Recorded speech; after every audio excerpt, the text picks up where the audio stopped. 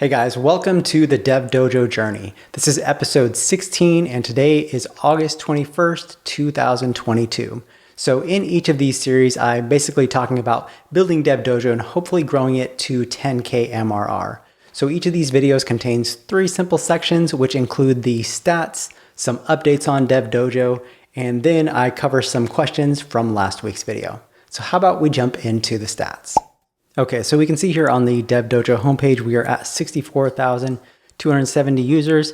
Still about the same, about 500 new users that we get to the DevDojo. So as far as active paying users, there are 730 active paying users who have a pro subscription to DevDojo. And that is actually only up, I think, 1 from last week, but any direction up is better than a direction down. So still pretty cool about that number. I hope to see this go up after I do the product hunt launch for Tails. So then jumping over to the 30-day month to date, looks like we're at about $7,700 for a 30-day month to date period, which is super cool. We're getting pretty close to that 10K 30-day month to date revenue, which is kind of the reason that I want to document this journey. And even after that, I may still create these videos. But yeah, so 7,690. I think that's up a couple hundred from last week. Then jumping over to the analytics, we did have a little bit of a down week. So it looks like there were at about 25,000 users for the week. I think that was down, a couple thousand. Don't know why. I don't know if there was a holiday this last week, but sometimes the numbers just fluctuate like that. So those are the stats for the DevDojo. Let's jump into a few updates.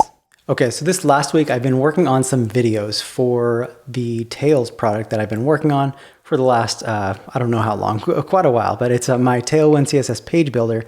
And I basically have 10 videos that kind of walk you through the whole process of building out some pages. So if I actually press play here, you can see that I kind of just walk through designing pages, putting together pages, saving in history, the code editor. So kind of just the basics. I want people to be able to go through like all these videos if they want to and learn pretty much everything that I know about building sites using Tails.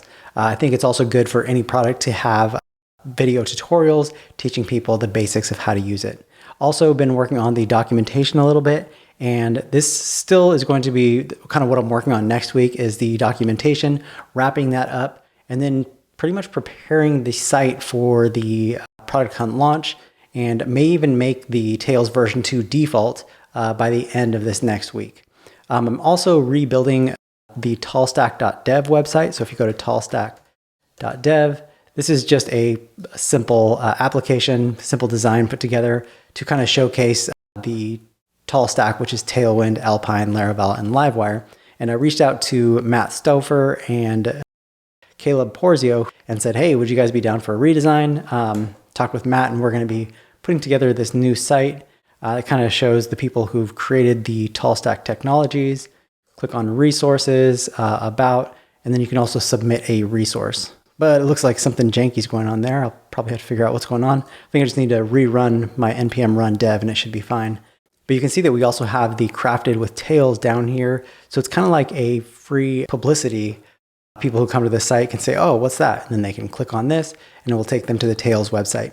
I'm trying to align this with the same day that I'm launching the product hunt launch, just that way we can say, hey, tallstack.dev got a new facelift. Could you guys also give me an upvote on product hunt for the product Tails? So kind of trying to work hand in hand with that. And yeah, I think those are all the updates. Super pumped that not this Tuesday, but next Tuesday, I'll be doing the product hunt launch and getting this new puppy out there. So that's all for the updates. Let's go ahead and jump into a few questions. Okay, so BT is asking, after this launch of Tails, will I still continue to create these videos? And yes, I absolutely will. And then he said, what's my timeline for after the release, like bug fixes and everything? So I plan to spend half of the time, like half of my week on Tails bug fixes, a few improvements, and then also designing a few templates, like new designs for Tails. The other time is going to be spent on the DevDojo community, as well as possibly working on a new version of Wave within the next couple weeks to a month. So yeah, those are the plans moving forward. Let's see.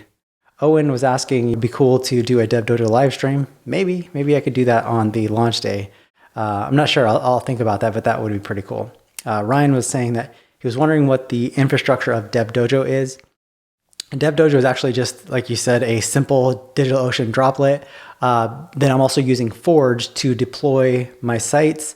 I do use Imagix, imgx.net, I think that is imagix.com, for on-demand image manipulation, because whenever you upload images, sometimes people upload large images, and then I'm just able to, serve up like cdn.devdojo.com with a modified URL that gives a really like slimmed down version of that image.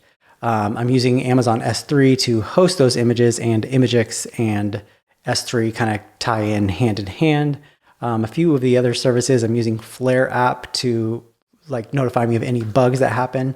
So you can check out flareapp.io. It's a Laravel error tracking.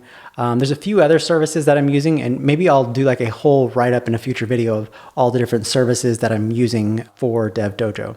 But that's the basics of it. I think those are pretty much all the questions. If you do have any questions you want me to answer next week, go ahead and leave them in the comments below. I hope you guys have a great week coming up, and I will talk to you in next week's video.